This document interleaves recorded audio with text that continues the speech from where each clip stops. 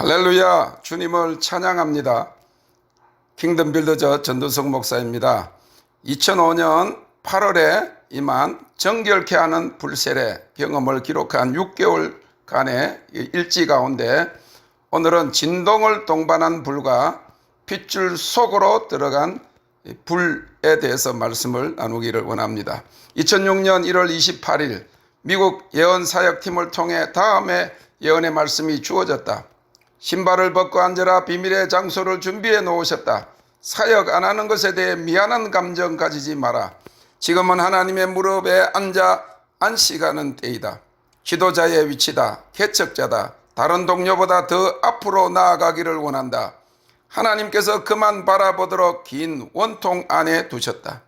칼로 마음을 이리저리 찔러 쪼개는 수술을 한다. 엄청난 일이 놓여있다. 전사다. 본래 영적 전사인데 칼을 잘 쓰는 기술이 있다. 좌우의 날선 검이다. 거친 면이 있으나 하나님은 또 마음의 부드러움을 보신다. 하나님의 강력한 전사이다.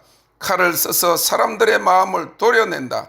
한 스텝 내밀고 칼을 쓸 때 십자가가 나타난다. 사람이 좋아하는 말하지 않고 십자가를 전한다. 2006년 1월 31일 목 주위와 얼굴, 등 뒤 가운데에 불이 휙휙 휩쓸며 돌아간다. 하나님께서 기회 주시면 실패하지 않는다.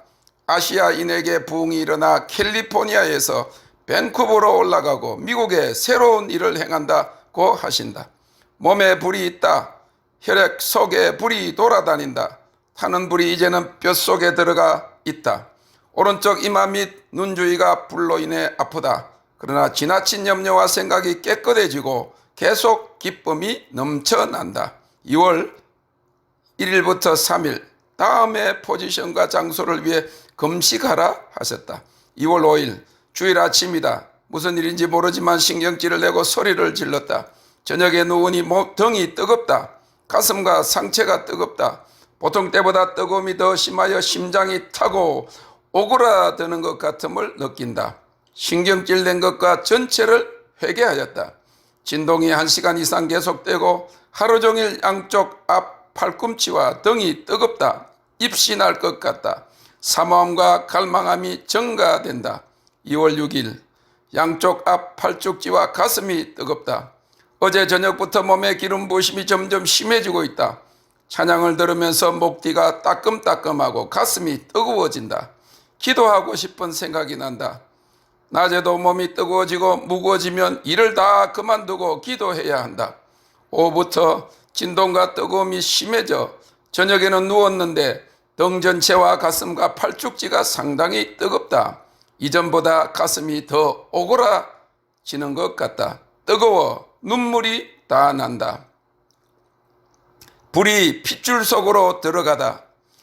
처음 하나님의 불이 오른쪽 무릎을 때린 이후로부터 그 불이 양 무릎 밑에서 발목까지 긴 부분은 7일, 그 다음에 양 발등의 짧은 부분은 3일, 그 다음에 양 무릎부터 위로 골반에 이르는 긴 부분을 다시 7일, 그리고 양 손목으로부터 팔꿈치까지 7일, 다음으로 양 손등을 3일, 그 다음에 양 팔꿈치부터 어깨 쭉지까지 7일, 연이어 양 어깨 7일, 목 3일, 얼굴 3일 등으로 모든 몸의 관절 부위마다 잘라 피부를 한 벌 먼저 태우고 그 다음 두 번째로는 더 깊이 근육 안으로 똑같이 반복하여 태웠을 때 처음에는 간지럽고 따갑다가 나중에는 썰이기까지 하여 몸을 어느 곳에도 기대기가 힘들었다.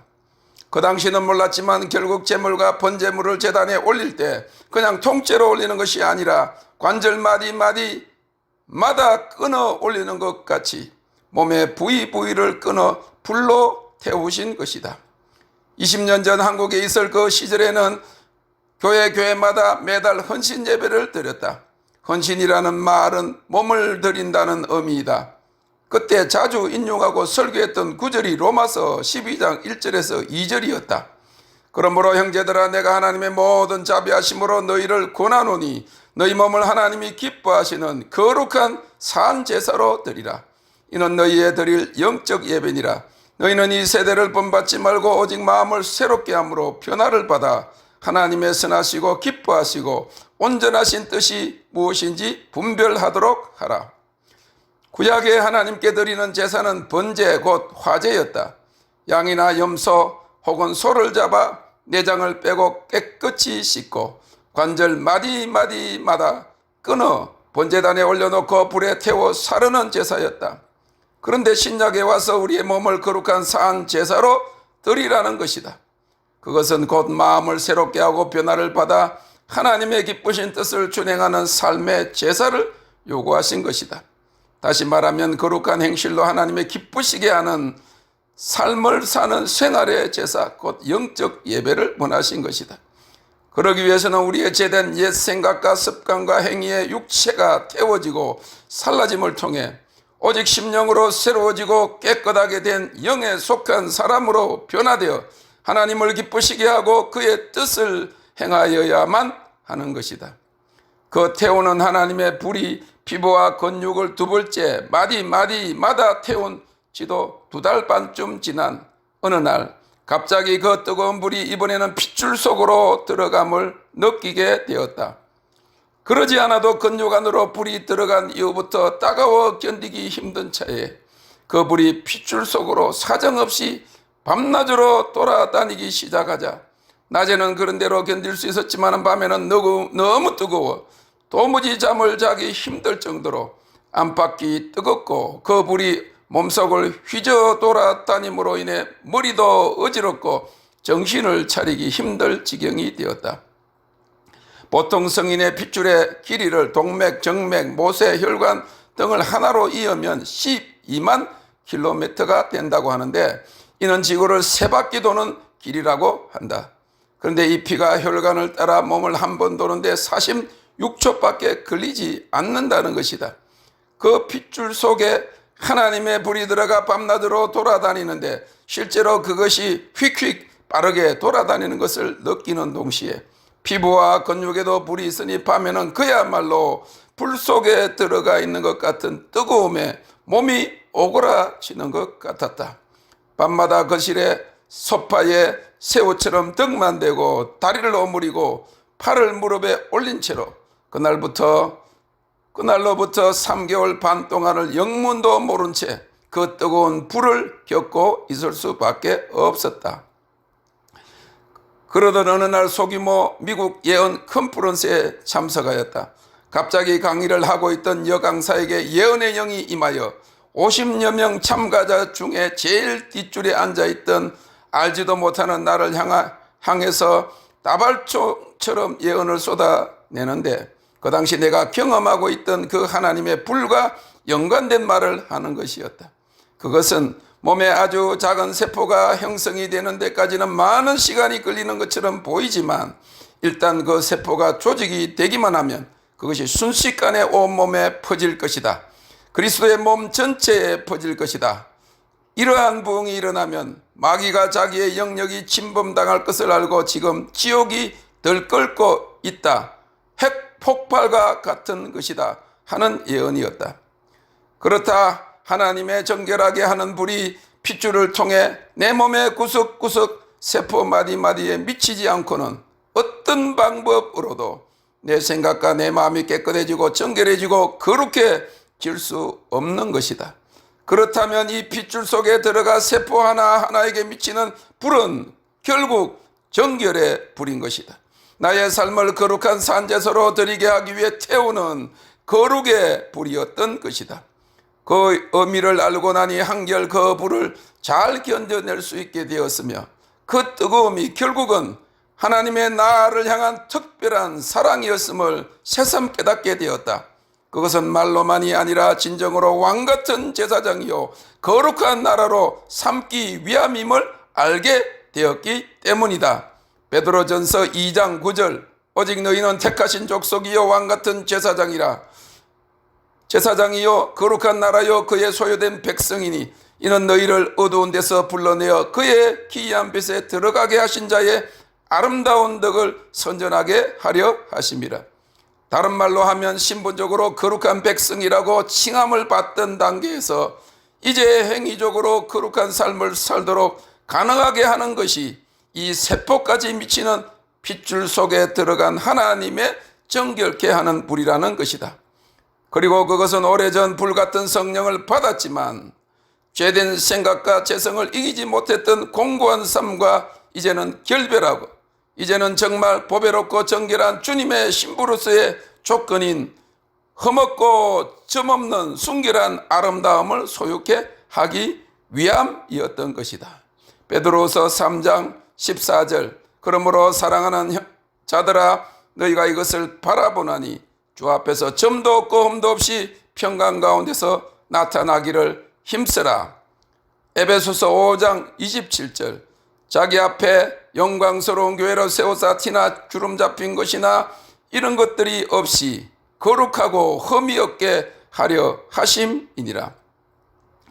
이 핏줄 속에 들어간 불을 통해 실제적으로 현저하게 변화된 하나의 유익이 있었으니 그것은 핏줄을 통해 세포에까지 하나님의 불이 미친 이후로 근심이 현저하게 사라졌다는 것이다. 이전에는 그렇게 기도하면서도 근심과 걱정이 떠나지 않았었다. 분명히 성경은 요한복음 14장 1절에 너희는 마음에 근심하지 말라 하나님 믿으니 또 나를 믿으라 하였고 빌립보 4장 6절에 7절에는 아무것도 염려하지 말고 오직 모든 일에 기도와 간구로 너희 구할 것을 감사함으로 하나님께 아뢰라. 그리하면 모든 지각에 뛰어난 하나님의 평강이 그리스도 예수 안에서 너희 마음과 생각을 지키시리라고 약속하고 있지만은 내 속에서는 하루도 근심과 염려가 떠나지 않고 있었던 것이다. 그러하였기에 오래전 성령은 받았고 말씀을 전하는 목사임에도 불구하고 현실은 기쁨은커녕 진정한 평강과 감사도 온전히 누리지 못한 채 그 자리를 근심과 염려가 자리 잡고 있었음을 부인할 수 없었다. 그런데 달라진 것이다.